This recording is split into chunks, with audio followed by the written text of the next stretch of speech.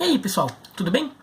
Bom, nesta terça-feira à noite acabou de acontecer o sorteio das chaves da Libertadores de 2020, né? Não só os grupos, da fase de grupos, mas também as fases eliminatórias, a primeira, segunda e terceira fase, né? Oficialmente é chamada de primeira, segunda e terceira fase da Libertadores, que a gente chama de pré-Libertadores. Inclusive, quem cada um desses vencedores dessas chaves enfrentariam na fase de grupos. Então a gente tem já um desenho da Libertadores que dá para ter uma noção aí do que vai acontecer. Eu não vou fazer uma análise profunda dos grupos, porque não é possível fazer isso agora. Quem fizer isso agora tem que deixar muito claro que está fazendo para um cenário de momento. Agora é madrugada de 17 para 18 de dezembro de 2019. Inclusive isso equivale para quem for ver esse vídeo lá no futuro. Começa, você falou isso, aquilo. Tô falando, isso aqui é 17 de 18 de dezembro, 17 para 18 de dezembro. Então, assim, muita coisa vai mudar ainda nos times. Então a gente não tem noção exatamente o que vai ser. Dos times brasileiros, o Palmeiras, Santos, Atlético Paranaense, Corinthians e Inter estarão de técnicos novos. O Grêmio ainda não oficializou que o Renato fica, mas eu imagino que vai ficar. Então, e o Jorge Jesus também a gente imagina que vai ficar, mas também é uma possibilidade até do Flamengo estar de técnico novo. Então, muita coisa vai mudar nos times brasileiros. Aí a gente vê que alguns times estão passando por reformulação. O Palmeiras está dizendo que vai contratar, o Santos vai perder jogador, talvez vai ter que contratar também. Já teve negócio ali do Santos do São Madison com o Vitor Bueno, né? Santos com o Grêmio. O Corinthians contratou o Luan, também está dizendo que vai contratar mais gente. Quer dizer, tem muita coisa mudando nos times brasileiros desta data até a Libertadores começar.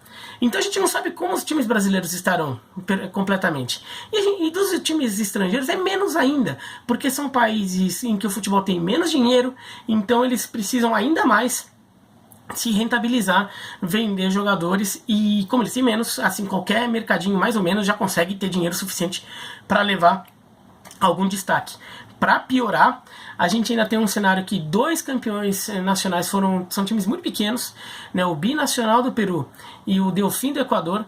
Então são times muito pequenos mesmo para o cenário local.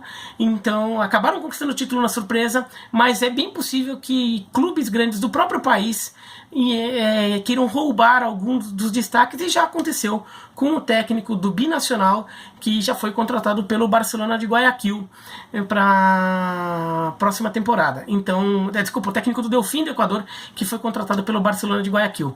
Então, assim, mesmo os times campeões nacionais estão perdendo destaques do seu time, da comissão técnica, para outros times maiores e um pouco mais endinheirados do próprio país. E além disso, ainda teve o campeonato da Bolívia e do Chile, que o do Chile foi terminado precocemente, o da Bolívia foi suspenso e vai ser retomado.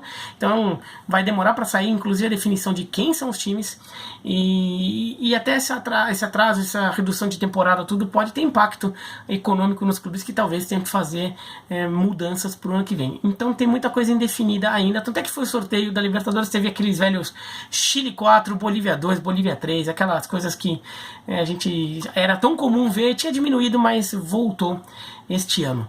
Então eu vou fazer, em vez de fazer uma análise grupo a grupo, eu vou fazer um ranking básico dos times brasileiros que se deram melhor ou pior, de quem se danou e quem se deu bem nesse sorteio. Mas eu estou pensando com a perspectiva do sorteio.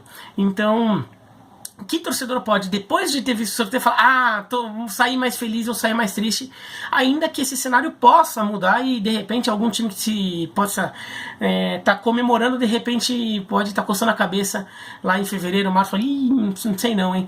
E vice-versa, algum time que achou que tinha se dado mal, de repente se deu bem. Mas que torcedor tem motivo para comemorar ou para lamentar o sorteio? Então eu vou fazer por forma de ranking do mais difícil para o mais fácil. Para quem eu acho que se danou mais, para quem eu acho que se deu melhor no sorteio.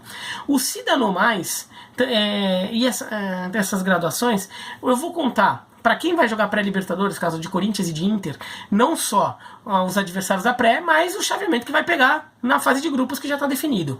E para quem está na fase de grupos, claro, os possíveis times que venham de uma pré-Libertadores, caso na chave deles tenham um time da pré-Libertadores. Vou considerar não só a força técnica que se imagina que alguns times tenham para a Libertadores, como tem questões de altitude, viagem e tudo, tá bom? Vamos lá. O time que eu acho que seria o pior no sorteio foi o Inter. Tá? O Inter tem uma pegadinha aqui. Ele vai pegar logo na primeira fase, na pré-Libertadores, vai pegar o Chile 4. O Chile 4, teoricamente, é o campeão ou vice da Copa Chile. A Copa Chile está paralisada, as semifinais são entre União Espanhola e Universidade de Chile, Colo-Colo e Universidade Católica. Colo-Colo e Universidade Católica já estão na Libertadores, então o vencedor dessa chave vai chegar na final, pode levar o título, mas a definição do Chile 4 ficaria para a União Espanhola ou Universidade de Chile. Universidade de Chile tem nome, mas foi muito mal no campeonato chileno e estava lutando para não ser rebaixado até que o campeonato chileno foi interrompido por causa das manifestações lá em Santiago, lá em todo o país, né? Então o campeonato foi suspenso e a Universidade Católica foi declarada campeã e não vai ter rebaixamento. Então a Universidade de Chile escapou, mas estava correndo risco de rebaixamento. Então a Universidade de Chile não vive um grande momento. Além disso, tem uma questãozinha aí que o União La Calera, o quarto colocado do campeonato chileno, estava pleiteando essa vaga. Porque o campeonato terminou, blá, blá, blá, então estava pleiteando essa vaga, o União La Calera, que inicialmente está na Copa Sul-Americana. Então está uma confusão ainda, mas deve ser União Espanhola ou Universidade de Chile. Pode ser que fique sem adversário, porque a União Espanhola falou que não, porque talvez essa questão vá para o TAS, né, para o Tribunal Arbitral do Esporte lá na Suíça, e daí talvez nem exista o Chile 4, e daí talvez o Inter até passe de fase, nessa primeira fase preliminar, automaticamente, por WO do adversário, por falta de adversário, tá? Então ainda deu um pouquinho de sorte aí, tá? Mas depois pega a Macará, ou que não inspira tanto medo assim, e o Tolima, que é um time perigoso, já eliminou o Corinthians em pré-Libertadores, é um time da Colômbia, que assim, é um time um pouco mais chato, tem um pouco de altitude, assim, não é um adversário pro Inter se amedrontar, óbvio que não, mas é um adversário que vai ter que jogar bola. E como é começo de temporada, às vezes, foi o que acabou pegando o Corinthians naquele ano que pegou o Tolima, né? Era começo de temporada, o time não tinha se arrumado, empatou 0x0 em São Paulo, foi lá, tomou 2x0 e foi eliminado. Então o Inter, tá de técnico novo, se demorar um pouquinho para pegar no tranco, pode ter dificuldade lá com o Tolima, pode tomar susto. Tá? Então assim, seria melhor evitar o Tolima. Dos adversários possíveis da pré-Libertadores, o Tolima era um dos mais chatos, né? Então acabou caindo com o Inter aí numa eventual terceira fase, que é a segunda que o Inter disputaria de mata-mata. Mas para piorar, depois o Inter cairia no grupo com Universidade Católica, América de Cali e Grêmio. Se esse grupo tiver realmente o Inter ou o Tolima, a gente pode cravar que é o grupo da morte.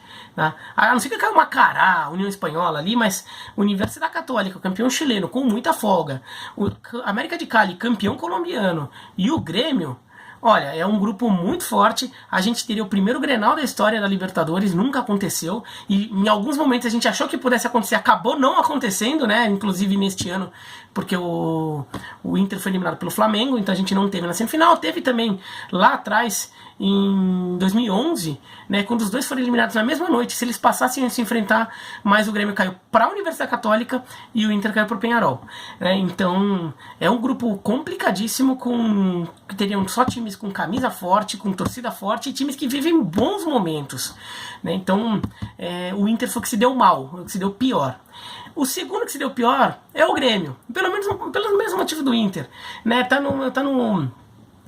nesse mesmo grupo. Eu só coloco que o Grêmio não se deu tão mal quanto o Inter, porque o Grêmio não tem que jogar pré-Libertadores. O Inter tem que jogar, né? Então o Inter tá um pouco pior, porque vai ter que passar por duas fases a mais, e sempre que em uma dessas fases pode pegar um time colombiano, e na outra vai pegar, ou talvez pegue um time chileno.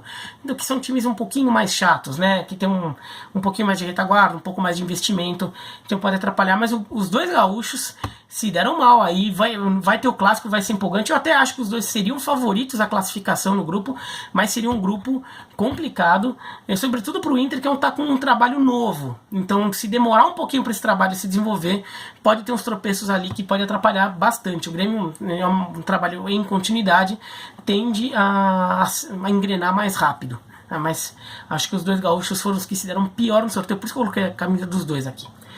E porque a gente pode ter, eu acredito que teremos, inclusive, os primeiros Grenais da história da Libertadores, que seria espetacular. Em terceiro, que eu acho que se deu pior aqui, foi o São Paulo. Porque vai pegar o River Plate, a LDU e o Binacional. O Binacional é um time de Juliaca, uma cidadezinha pequena no Peru, não sei se estive por lá, inclusive, perto do lago Titicaca, perto da fronteira com a Bolívia, por isso esse nome Binacional.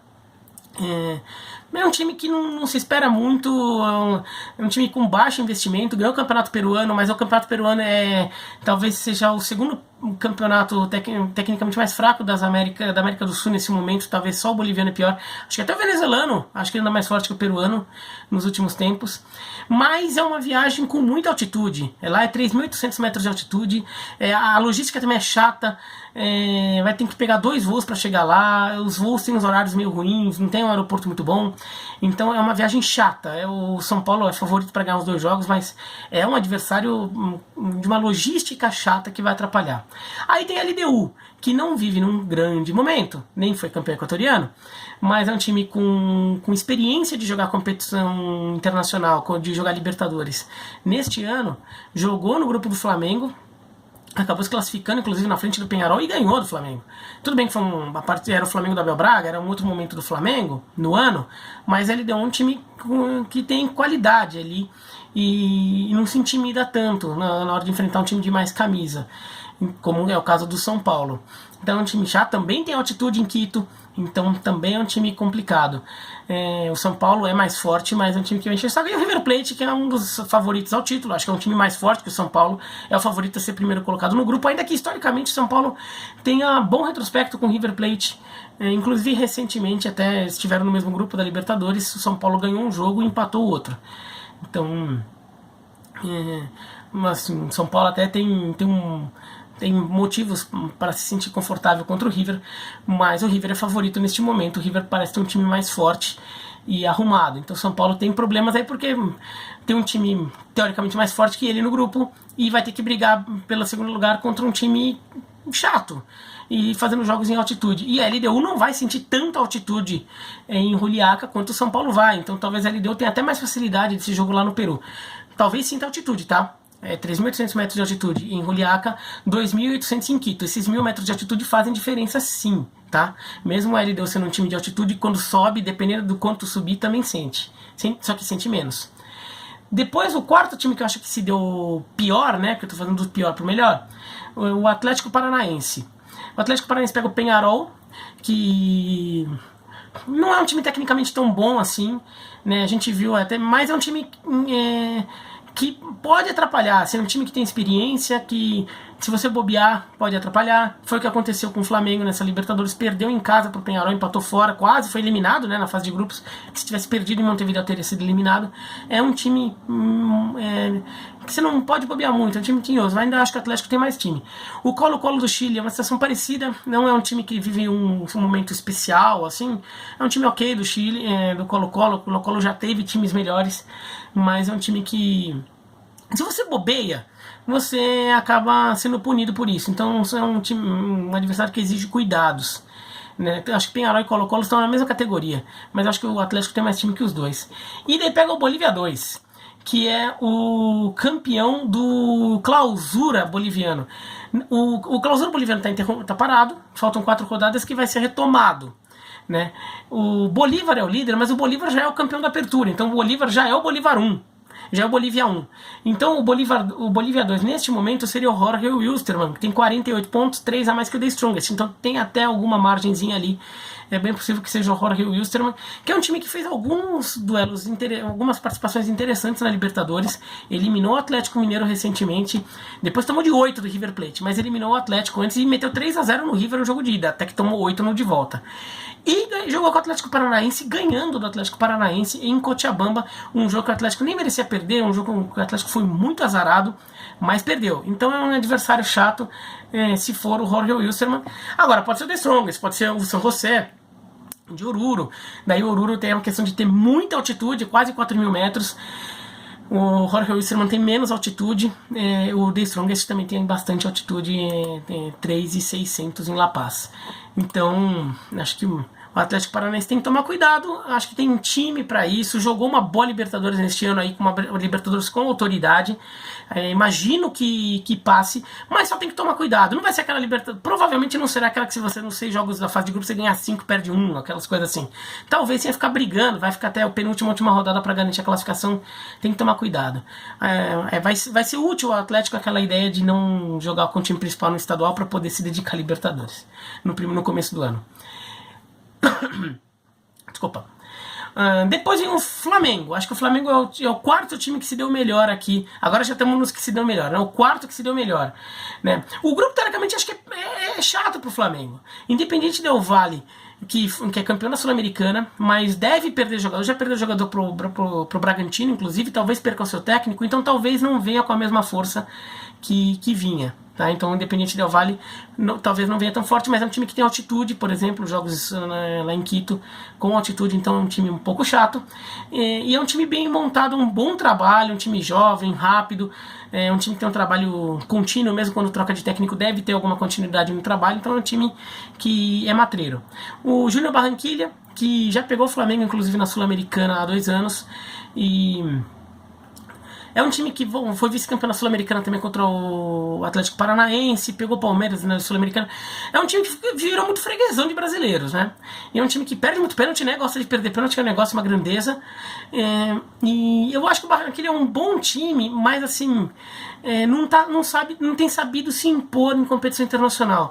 Eu acho que é um time que assim, você tem que jogar direito, mas é um time que tem tido problemas ali de se esfarelar em campo, assim. Acho que é um time que talvez venha com um novo trabalho, com uma coisa um pouco mais sólida e até dê mais trabalho, mas não vem sendo o que acontece com o Júnior Barranquilla nesses últimos tempos. E o Flamengo tem sobrado ali de autoridade, né?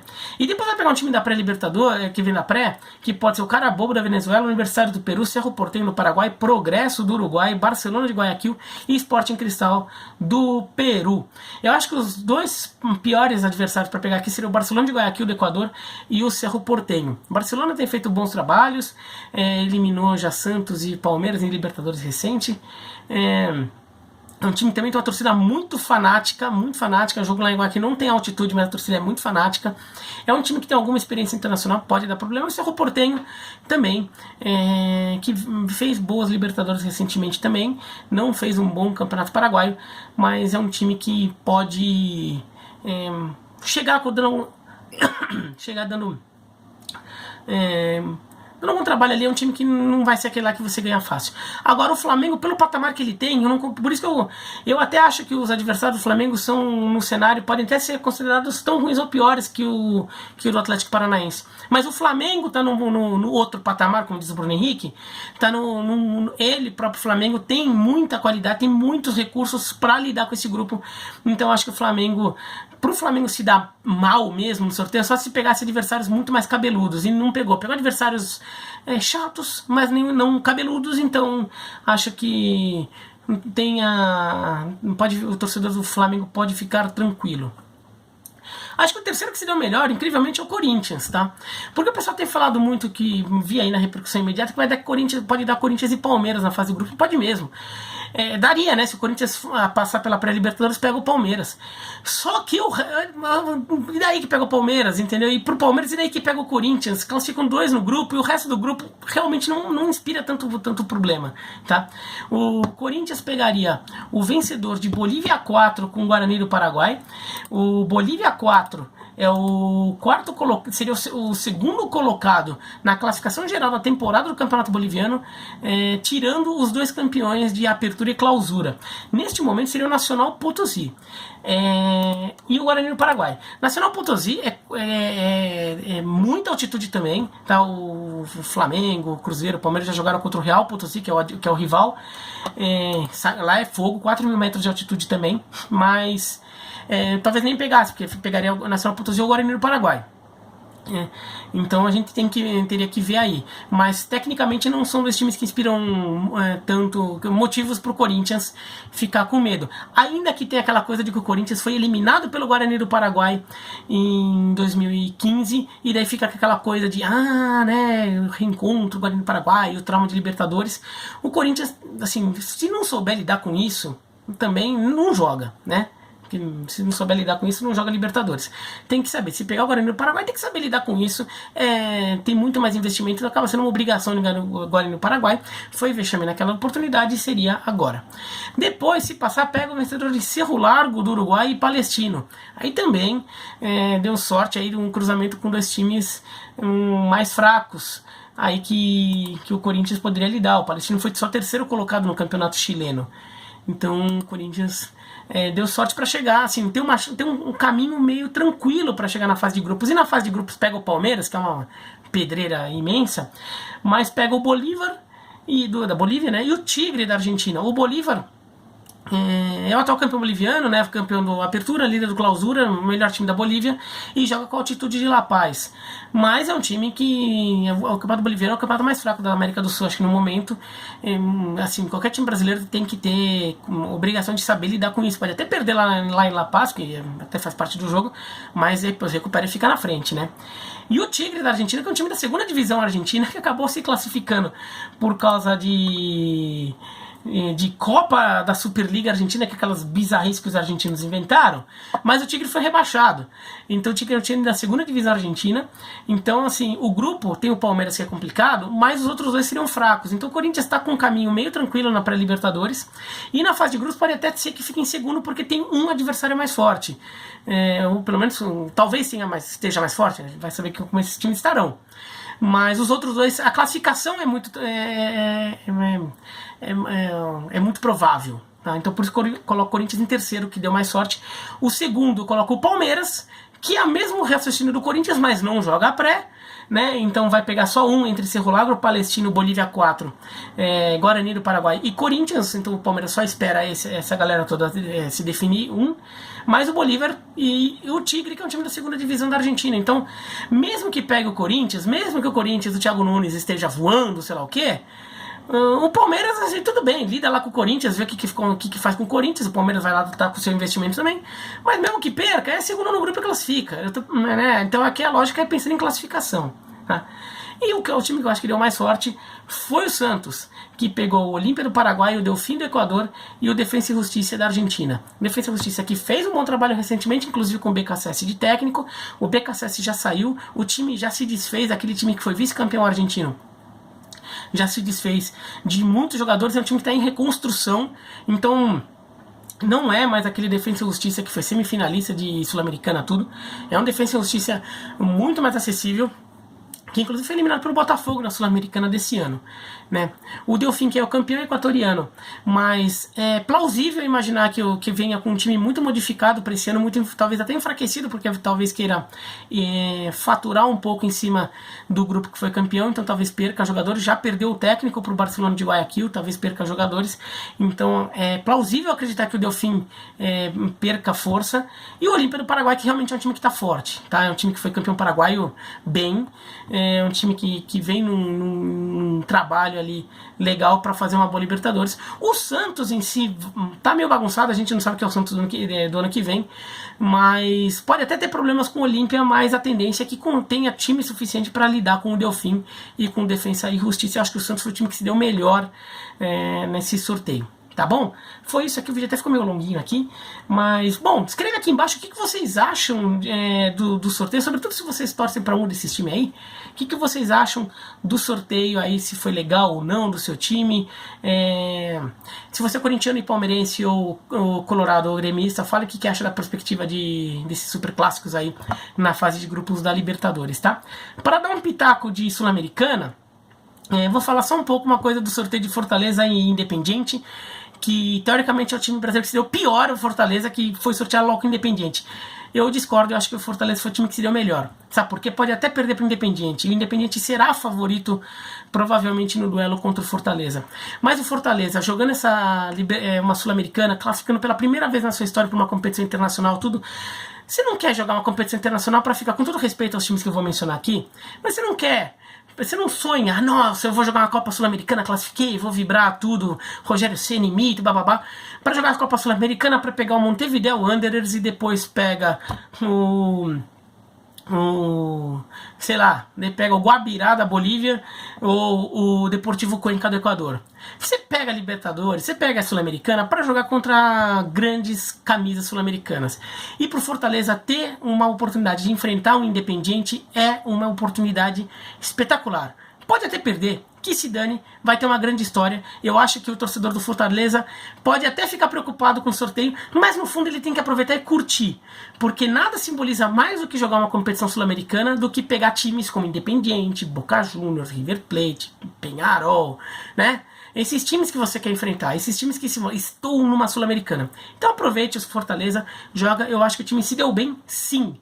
Tá? Eu acho que se eu fosse torcedor do Fortaleza, eu estaria animado com a possibilidade de ver o Independiente jogar contra o seu time no Castelão e ver o seu time jogar lá em Avellaneda. Pô, que legal, entendeu? É uma marca ali, é uma presença internacional que você tá fazendo melhor que jogar com esses times que você até passa de fase, mas também tanto faz como tanto fez, né? Tá bom? Um abraço e até mais.